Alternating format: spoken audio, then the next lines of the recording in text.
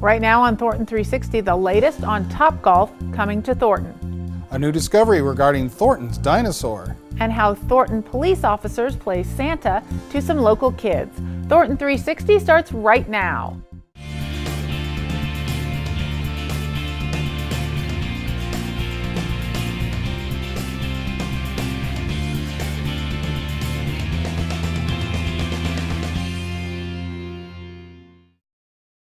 Hello and welcome to Thornton360. I'm Lisa Wilson. And I'm Todd Barnes. Thanks for joining us. We start this edition of Thornton360 with a look back at the last City Council meeting. Council approved a resolution authorizing the use of the administrative review process for the Topgolf project near the Larkridge retail development.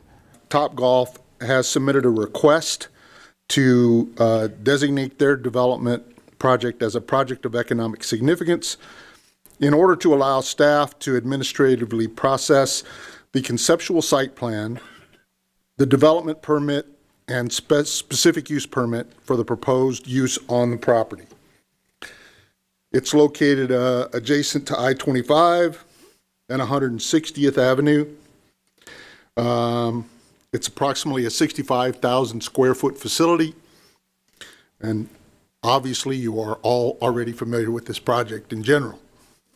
Mr. Cody, my understanding is that this already qualifies as an economic significance, and normally you wouldn't bring it in front of council, but just because of the, stuff that's happened in the past, they just requested this kind of additional approval and okay. Is that correct? That is correct, Okay. Mayor.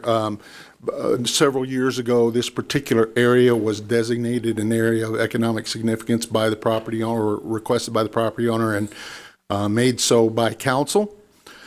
And this is just an effort to, if you will, obtain council's ratification of doing this. Thornton Fire and Thornton Police both provided public safety reports to City Council. Our organizational vision continues to be providing EMS services to every citizen in the city of Thornton in a period of time that can impact their emergency. So we know if we can arrive within 6 to 10 minutes of a cardiac arrest, that survivability is the highest. And we also know that arriving in that period of time with a fire engine can extinguish a fire before it spreads from its room of origin. So we currently focus on a midpoint of about 8 minutes as a goal. Our overall response time continues to be in that 8-minute time frame, 90% of the time.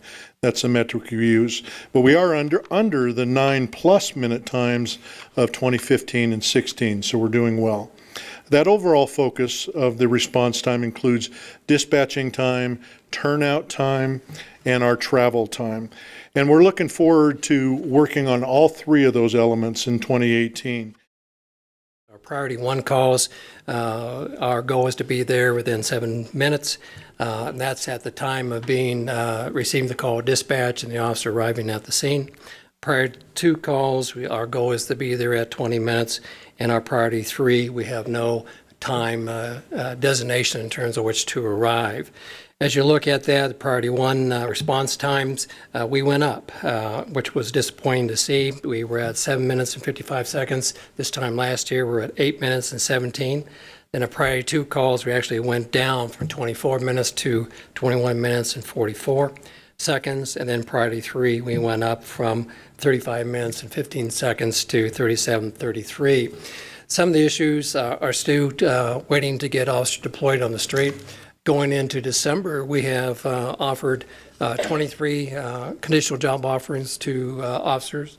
We have 11 officers that are coming back from the Post Academy, Adams County Sheriff's Academy, and I currently have 3 officers. There will be a badge swearing-in ceremony on Friday. So that's 37 people in a training capacity that's still working their way through the system.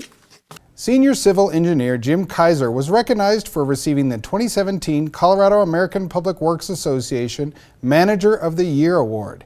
He won in the category of drainage and flood control. It's been a pleasure and an honor to do this work. It's something I do enjoy doing. So having that opportunity and then being recognized for it is truly remarkable. So thank you.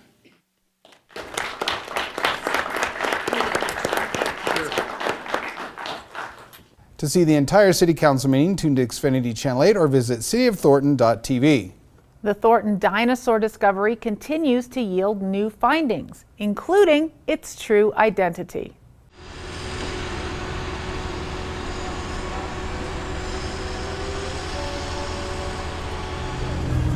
It's a skull. So that's the horn over the eye. That's a Triceratops eye right there. So that's the left eye. That's the big horn coming to a point right there. I'm trying to figure out this. I think this might be the lower jaw. Can't quite get the edge on it though. As soon as I got on site, I realized it was a pretty important dinosaur find, which are pretty unusual in the Denver area. And after cleaning up the site, it looks like part of the skull of a Triceratops, a horned dinosaur, and maybe parts of the skeleton. Dinosaurs from the Denver area have been known for about 150 years, but most of Denver is covered by parking lots or houses. And so it's pretty unusual to get down to the original rock layers that Denver sits on. And so whenever a construction site like this gets to the right level, so up here in Thornton, it got right down into the rocks that predate the extinction of dinosaurs. And so right before the dinosaurs go extinct, you have things like T-Rex and Triceratops walking around the landscape. And so this construction site just hit the right spot at the right time.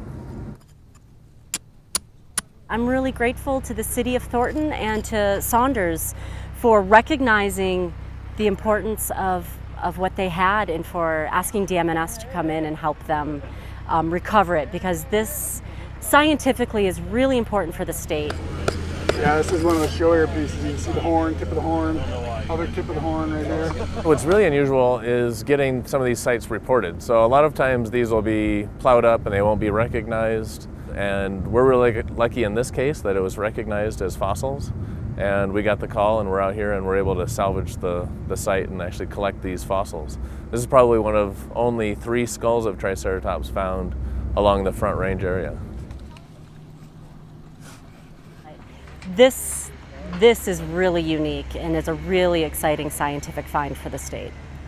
And honestly, I think it's just really fun. I think this is the sort of stuff that helps bring Coloradans on the Front Range together and everybody can enjoy it. So thank you, Thornton and Saunders, for all your support of DMNS on this.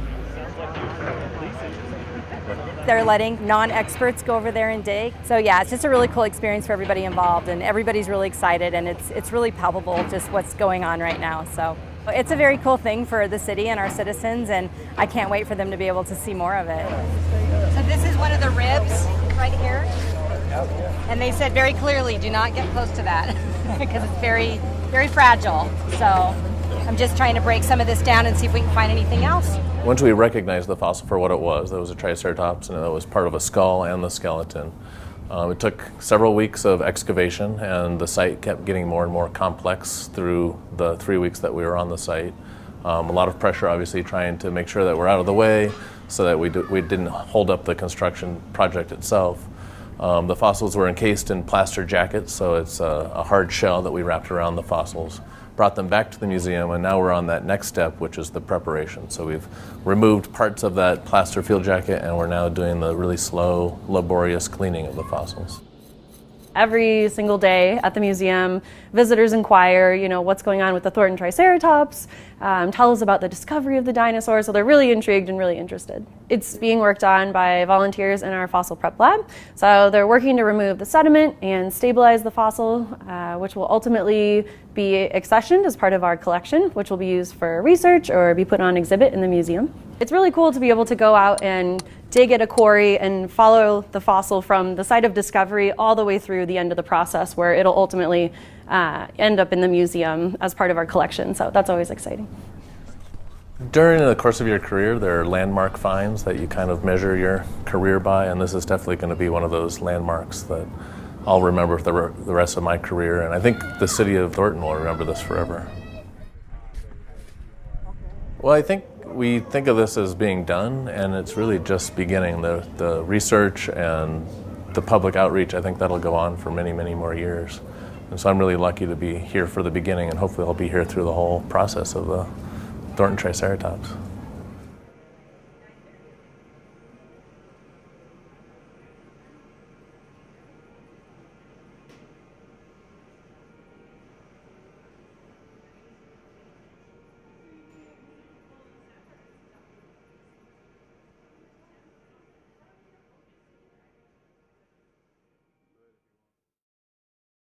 Thornton Police are looking for new officers. There are lots of opportunities to work at the Thornton Police Department.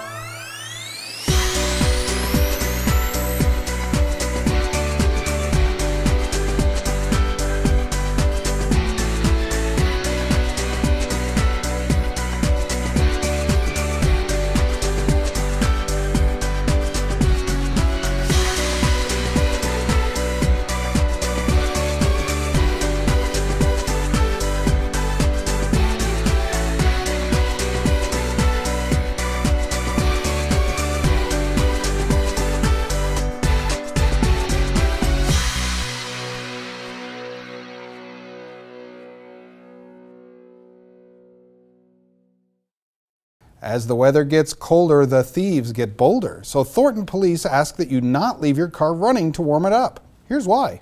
A puffer is a vehicle that's left running usually during cold weather times, and you can see the tailpipe emissions being emitted from the vehicle. Just lets people know that the car is running, and then they can tell whether there's a driver in there or not. In the state of Colorado, it is against the law to leave your vehicle running unattended with the keys in the ignition.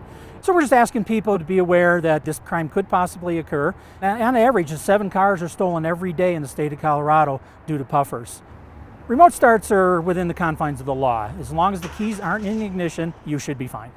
With remote start, we still do suggest that you leave your vehicle locked, prevent somebody from getting in and stealing anything outside of the vehicle. We're in the middle of puffer season. Typically that's when we see an increase of auto thefts based on people leaving their vehicles running unattended with the keys in the ignition. And it does set you up for a crime of opportunity, which means that we've got criminals that are driving around our city looking for vehicles that are left running unattended with the keys in the ignition, and it makes an easy opportunity for them to get away with your vehicle. Traffic lights around Thornton shopping centers have been retimed to help you get where you need to go faster. Traffic lights at all of these retail centers are among those that have been retimed. This will move holiday traffic faster in and out of these shopping centers. Remember, this holiday season, shop Thornton first. This holiday season, you can help your community and your family by making your purchases in Thornton. When you shop Thornton first, sales tax comes back to you in the form of emergency services such as police and fire, and amenities such as parks, recreation, and well-maintained streets. Shopping Thornton first helps to promote local job growth, creates community involvement, and saves time, money, and the environment. That's why it's so important to keep your money in your community and shop Thornton first. Thornton Fire recently honored 4 staffers at Eagleview Elementary. The 4 received Citizen in Action and Community Heroism Awards after saving a student who was choking. District 12 employees are all trained in CPR response and the Heimlich maneuver. Once again, the Thornton Police Department is taking part in the Christmas Crusade for children, playing Santa to some Thornton kids in need. Without community support, this program would not exist. I mean, we need community donations, whether it be monetary or toys, clothing. All of these donations around us come from the community. What the officers do during the course of their duty is they run into families that are obviously less fortunate or struggling financially or having issues in the family where they're not going to be able to provide for a good Christmas for their children. So the officers take it upon themselves to sponsor these children or nominate them through the Christmas Crusade program. And then what we attempt to do is get at least 3 to 4 gifts for that child through our Christmas Crusade program. And then the officers are required to deliver on duty in uniform so they can help develop and foster those relationships with our young people in our community. When you knock on that door and you're there with a huge bag of presents, it's just a great feeling to see the reaction from the children. You know, the wide eyes, the big smiles, you know, the thank yous. That's very rewarding for our police officers. From Santa Claus. Cool, you must have been a good boy, huh? Well, they have a lot of volunteer opportunities with the Christmas Crusade for Children. First of all, you can, if you'd like to, you know, donate toys. We accept them year-round. We have a storage where we will store these toys until Christmas time. Or just contact us through the Community Relations Unit anytime leading up to Christmas and ask what our volunteer opportunities are. We have a lot of wrapping opportunities, sorting. We've got, you know, sorting all the different clothes sizes. We just got a lot of opportunities where we get prepared to go out and fill those lists for those children. And then wrapping is just a huge volunteer need for us too. In all the years that we've participated in the Christmas Crusade for Children program, we've sponsored over 12,000 children in our community. And we hope those numbers grow from year to year, and we're always here to help. And I don't see this program going away in any time soon. So, you know, in all these years we've been participating, helping 12,000 kids is very rewarding to us. That's it for this edition of Thornton 360. I'm Lisa Wilson. And I'm Todd Barnes. Thanks for joining us. We will see you next time on Thornton 360.